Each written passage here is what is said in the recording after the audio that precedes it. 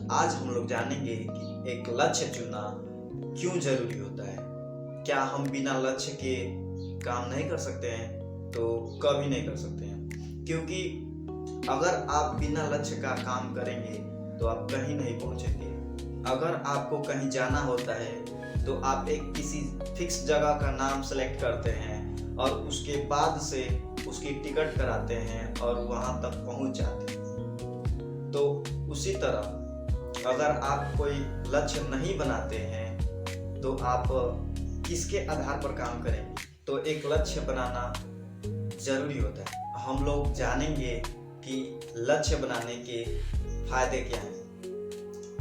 अगर आप एक लक्ष्य बनाते हैं तो आपको एक दिशा मिल जाती है कि हमें इसी दिशा में बढ़ते जाना है, काम करते जाना है, और आपको काम करने में भी बहुत मज़ा आता है, क्योंकि वो अपने लिए कर रहे हैं और अपने गोल के लिए कर रहे हैं।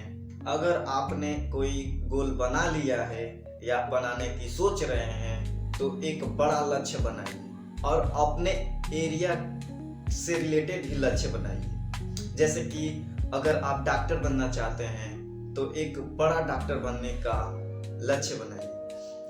एक और एग्जांपल लेते हैं। अगर मान लीजिए कि हमें 1 मीटर की छलांग मारना है, तो अगर हम उसे टारगेट को बढ़ाकर अगर 2 मीटर 3 मीटर की छलांग के लिए प्रैक्टिस करते हैं तो निश्चित है कि हम 1 मीटर की छलांग आसानी से मार सकते हैं। तो बिग टारगेट बनाने का, बड़ा टारगेट बनाने का यही फायदा होता है कि आप उसे अपने टारगेट को आसानी से प्राप्त कर सकते हैं। अगर वह बड़ा टारगेट नहीं मिलता है तो जो आपने सोचा था पहले वो तो टारगेट आसानी से प्राप्त कर सकते हैं। अगर आप अपने लक्ष्य में एक ड्यूरेशन सेट नहीं करते हैं, एक टाइम सेट नहीं करते हैं कि हमें 1 सप्ताह तक यहाँ तक जाना है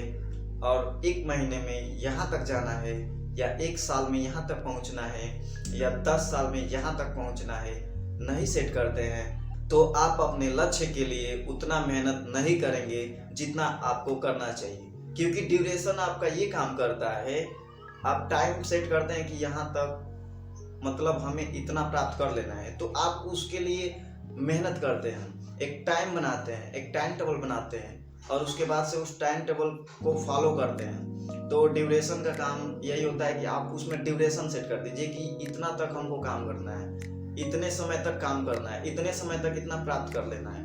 तो आपको इधर उधर समय खर्च नहीं करेंगे, इधर उधर समय इन्वेस्ट नहीं करेंगे, अपने गोल के लिए मेहनत करेंगे, अपने जो टाइम बनाए उसके लिए मेहनत करेंगे।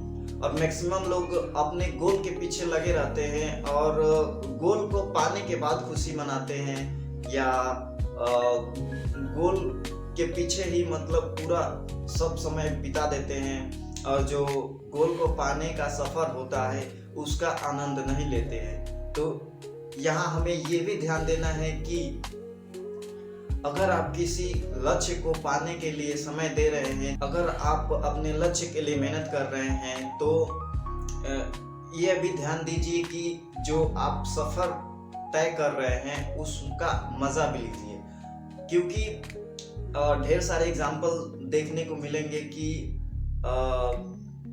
लक्ष्य को पाने के बाद उनको खुशी नहीं मिलती है, बिकॉज जो फ्यूचर होता है वो आपके ऊपर फिक्स नहीं होता है कि आप को खुशी ही मिलेगी। तो इसीलिए जो आप लक्ष्य को पाने के लिए मेहनत कर रहे हैं उसमें भी खुश रहिए, सफ़र का मज़ा लीजिए।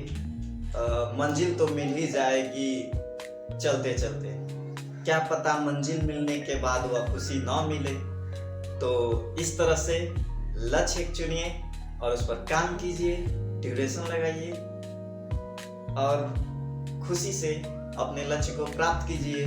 जिस तरह से दुनिया बदल रही है उस तरह से अपने आप को भी बदलिए। अगर आप चाहते हैं कि इसी तरह से मैं अगले टॉपिक पर एक वीडियो बनाऊं तो आप कमेंट कर सकते हैं या ढेर सारी वीडियो मेरे चैनल में बनी हुई हैं, उसको भी जाकर देख सकते हैं। Thank you so much.